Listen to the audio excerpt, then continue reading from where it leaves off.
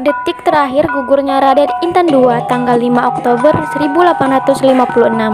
Di bumi Lampung kaya akan seni budaya, salah satunya sastra lisan kias, merupakan jenis sastra lisan yang berbentuk puisi, yang berkembang di masyarakat Saibatin khususnya Kalianda. Kias ini digunakan untuk menyampaikan pesan atau nasihat, pemberian gelar atau adok, dan kisah hidup seseorang atau curahan isi hati seseorang yang dibacakan pada upacara adat. Pada dasarnya, kias berisi tentang wejangan, sejarah, ataupun singgungan terhadap masyarakat apabila sudah melenceng dari kaidah agama serta adat budaya. Bahkan juga tentang politik dan kenegaraan. Intinya, menyuarakan hal-hal yang baik agar diketahui masyarakat dan dibacakan pada upacara adat.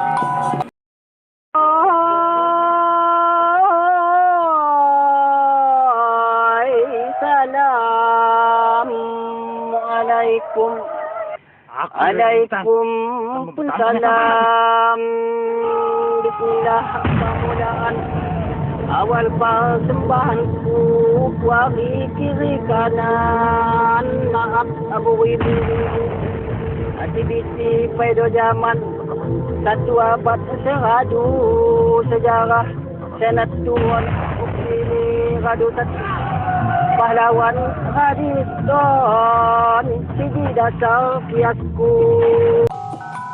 Sudah kita ketahui bahwa tujuan utama dari kedatangan bangsa-bangsa Eropa ke Indonesia adalah untuk mencari rempah-rempah seperti pala, cengkeh, dan lada yang mereka butuhkan di Eropa.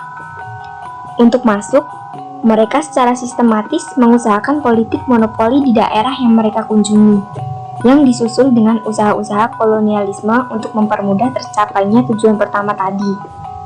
Begitu juga halnya dengan bangsa Belanda di Kepulauan Indonesia melalui serikat dagangnya. VOC berusaha memperoleh kedudukan monopoli di mana-mana.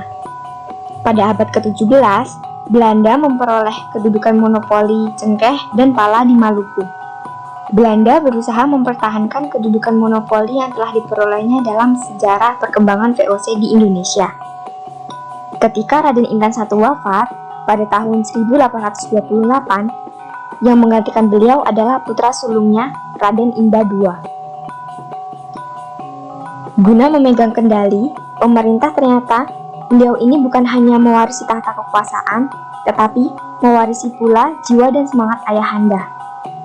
Beliau ingin tetap mempertahankan keutuhan dan kedaulatan atas wilayahnya, yang merupakan aspirasi rakyat di daerahnya terhadap keinginan pencaplokan wilayah oleh kolonialisme Belanda.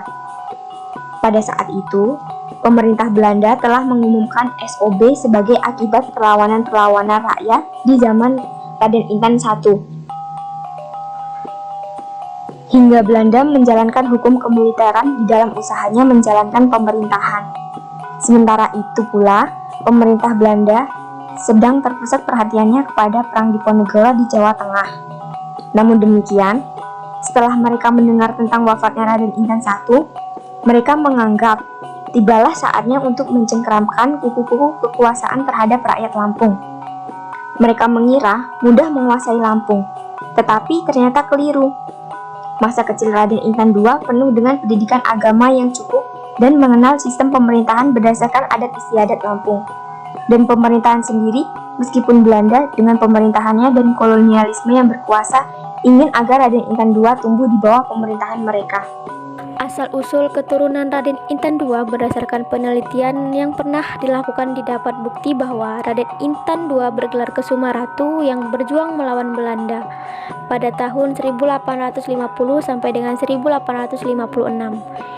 Beliau merupakan keturunan Fathahilah yang terkenal pula sebagai Sunan Gunung Jati dari perkawinan Fathahilah atau Sunan Gunung Jati dengan Putri Sinar Alam, seorang putri dari Minak Haja, Jalan Rapuh dari Keratuan Pugung, yang selanjutnya merupakan cikal bakal pemegang kekuasaan di keratuan tersebut.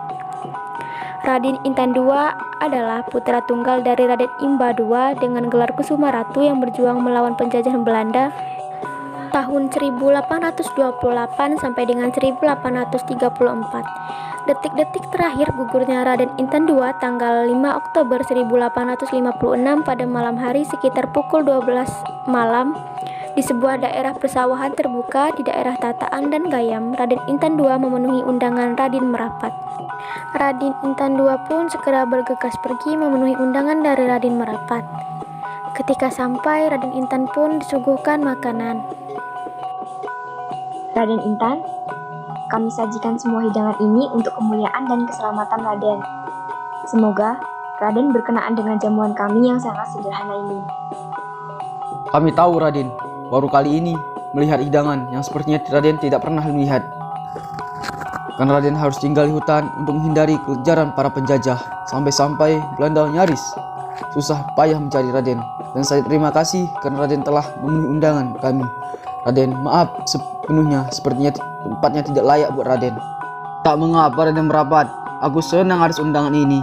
Sebagai pimpinan di Tataan dan Gayam, aku berharap engkau dan sebagian rakyat Lampung yang terpisah tetap setia padaku dan juga bumi tercinta ini untuk mempertahankan tanah tumpah darah kita dari cengkeraman kaum penjajah. Karena telah banyak rakyat Lampung yang berkorban demi kekejaman dan kekerasan kaum penjajah, kita tidak boleh menyerahkan negeri kita kepada penjajah begitu saja tanpa perlawanan. Aku Raden Intan akan mempertahankan sampai mati. Jangan khawatir Raden. Perjuangan dan kesetiaan kami pada Raden untuk tanah Lampung ini Raden. Silahkan dimakan Raden. Mari Raden. Tidak berapa lama Raden Intan II sadar bahwa ia telah dikhianati oleh pamannya sendiri dengan cara memberikan racun di makanan Raden Intan II berupa kibau handa atau kerbau putih yang dicampur air tuba. Terjadilah pertempuran antara Raden Intan II melawan Raden Merapat sebagai pamannya Raden Intan II. Pertempuran pun berakhir dengan terbunuhnya pahlawan Raden Intan II di tangan pamannya. Setelah terbunuhnya Raden Intan II, pamannya pun bergegas langsung menyerahkan Raden Intan II ke tangan Belanda. Ayo, bawa dia ke markas Belanda. Kita serahkan kepada mereka. Sesampainya di markas Belanda, komando Belanda langsung memerintahkan prajuritnya. Kami punya 2 orang saksi dan 2 kiai ini pasti mengenal siapa yang di hadapan kita ini. Prajurit, hadapan kedua orang itu kepada kami. Di akhir kisah, Belanda menangkap guru Raden Intan II.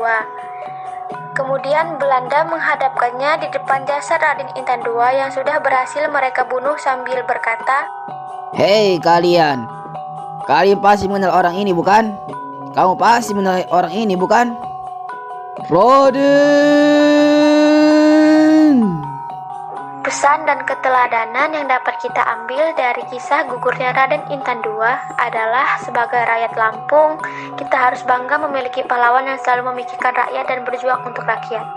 Meneladani sikap laku Raden Intan II, sudah selayaknya kita sebagai anak bangsa pandai mensyukuri nikmat Allah Subhanahu wa Ta'ala dan tahu menghargai serta berterima kasih kepada para pahlawan bangsa. Dengan cara senantiasa menghiasi diri dengan perilaku terpuji dan nilai-nilai pengabdian dan kepahlawanan, serta menjauhkan diri dari sifat dan perilaku yang tercela. Itulah perilaku Raden Intan II dan para pahlawan lain yang telah meretas jalan sehingga kita bisa menghirup udara merdeka seperti saat ini. Dan sebagai rakyat Lampung, selalu ingat salah satu falsafah orang Lampung, yaitu mak kham sapa lagi, mak ganta kapan lagi.